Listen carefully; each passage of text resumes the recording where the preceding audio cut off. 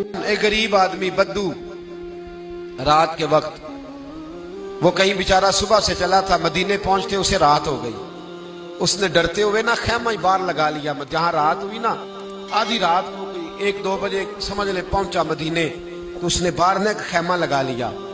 بیوی اس کی امید سے تھی، بچے کی ولادت کا وقت قریب آ گیا، بیمار ہو گئی. اس نے خیمہ لگایا، بیوی اندر ہے. حضرت عمر فاروق گشت پہ تھے رات کو، ساتھ ایک غلام تھا. حضرت عمر فاروق رضی اللہ تعالیٰ عنہ کہنے لگے وہ آگ جل رہی ہے تھوڑی سی، پتہ کرو کون ہے. تو آپ کا غلام پتہ کرنے گیا تو بدو نے ڈانٹ دیا، کہنے لگے جاؤ تمہیں کیوں بتاؤں. حضرت عمر خود گئے، کہنے لگے مسافر بھائی بتا تو صحیح. کہنے لگا جی چھوڑے، میں آپ کو کیوں بتاؤں میں کون ہوں، کیسے آیا ہوں. فرمایا خیمے کے اندر سے کراہنے کی آواز آتی، کوئی درد سے چیخ رہا ہے، بتا ہمیں بات کیا ہے. کہنے لگا جی میں فلاں بستی فلاں علاقے کا ایک غریب ہوں، امیر المومنین عمر فاروق سے ملنے آیا ہوں، اور رات ہو گئی ہے تو یہاں خیمہ لگایا ہے، صبح میں ان سے مل کے چلا جاؤں گا. تو رات کو تکلیف دینا پسند نہیں کیا، تو میری بیوی امید سے تھی، اب بچے کی ولادت کا وقت قریب ہے، پاس کوئی نہیں. حضرت عمر کہنے لگے تو ٹھہر میں ابھی آیا. چہرے پہ نقاب ہے، اسے بتایا نہیں میں ہی امیر المومنین. عمر دوڑے گئے، اپنی زوجہ سے کہنے لگے اگر تجھے بہت بڑا اجر مل رہا ہو تو حاصل کرے گی. کہا کروں گی. تو کہنے لگے چل پھر میرے ساتھ، بہت بڑا اجر ہے. ایک دوست کے ہاں ولادت کا وقت ہے، ضرورت کی چیزیں ساتھ لے لو. اس عورت نے تھوڑے دانے لے لیے، گھی لے لیا. حضرت عمر سے کہنے لگی لکڑیاں اکٹھی کر لیں. امیر المومنین کونسلر کی بات نہیں بتا رہا آپ کو، میں آپ کو ایم پی اے کی بات نہیں بتا رہا، ایم این اے کی بات نہیں بتا رہا، جو 10 گاؤں کو ملا کے چیئرمین بنا اس کی بات نہیں بتا رہا. اس کی بات بتا رہا ہوں جو 22 لاکھ مربع میل کا حکمران ہے. اس کی بات بتا رہا ہوں جو گلی سے گزرے تو شیطان رستہ ہی بدل جاتا ہے.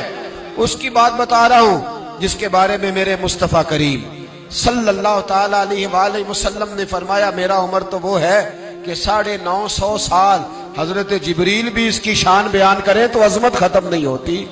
اتنا بڑا شخص. حضرت عمر نے لکڑیاں اکٹھی کی، اینٹوں کا روڑے لے کے چولہا بنایا، پہنچ گئے. آپ کی زوجہ کہنے لگی یہ تھوڑے دانے ڈالنے، گھی ڈالنے اور ایک لکڑی لے کے اس کو ہلائیں، تیار کریں. خود زوجہ اندر چلی گئی، حضرت عمر باہر پکانے لگے. وہ بدو کہتا ہے میں اس طرح کا ان کے ساتھ بہیو کرنے لگا جیسے کو کسی چوکیدار کے ساتھ نہیں کرتا. میں نے سمجھا یہ عمر نے چوکیدار رکھے آنے جانے والے مہمانوں کا. میں کبھی پانی کا پیالہ مانگتا، کبھی کوئی بات، عمر دوڑے جاتے، کبھی پانی لاتے. او مسلمانوں، او میرے رسول کے غلام عزیزو، حضرت عمر فاروق وہ غلام کہتا ہے میں عمر سے کہتا، میں کہتا غلام پانی لا تو عمر دوڑ کے پانی لاتے. میں کہتا تجھے گھی پکانا بھی آتا ہے، پہلے بھی کبھی پکایا ہے؟ تو عمر فرماتے کوشش تو کر رہا ہوں. میں کہتا پہلے بھی کبھی تیری بیوی نے یہ کام کیا ہے؟ تو حضرت عمر کہنے لگے مجھے یاد نہیں، پوچھ کے بتاؤں گا. کہتے ہیں کیا رنگ تھا، کیا انداز تھا، کیا مصطفیٰ کی تربیت تھی، کیا انداز حضور نے سکھائے غلاموں کو. یہ کس طرح کا امیر ہے کہ یہ ہنڈیا پکا رہا ہے، پھونکے مار رہا ہے ایک غریب کے لیے، دیہاتی کے لیے جسے جانتے بھی نہیں. اندر اس شخص کی بیوی کے ہاں بیٹا پیدا ہوا تو حضرت عمر کی بیوی اندر سے بول کے کہنے لگی امیر المومنین مبارک ہو، آپ کے دوست کے ہاں بیٹا پیدا ہوا ہے. جب کہا نا امیر المومنین مبارک ہو تو وہ شخص کہتا ہے میرے ہاتھ کانپنے لگے اور میں اس طرح دوڑا کہ میری پگڑی گر گئی. میں دوڑا تو عمر نے بلایا، کہا کدھر جاتے ہو؟ کہنے لگا آپ امیر المومنین ہیں، آپ امیر المومنین، آپ عمر ہیں. کیسر و کسرا جس کے نام سے کانپے آپ وہ ہیں جسے مصطفیٰ نے دعا مانگ کے اللہ سے مانگا، وہ والے عمر ہیں آپ. جس کے لیے علی المرتضیٰ فرماتے ہیں میں روز دعا کرتا ہوں، وہ والے عمر ہیں. جس کے بارے میں ابو بکر صدیق نے فرمایا تھا کہ میں اللہ سے کہوں گا مولا جو تیرے محبوب کی امت کے حق میں سب سے بہتر تھا میں اسے خلیفہ بنا کے، وہ والے عمر ہیں.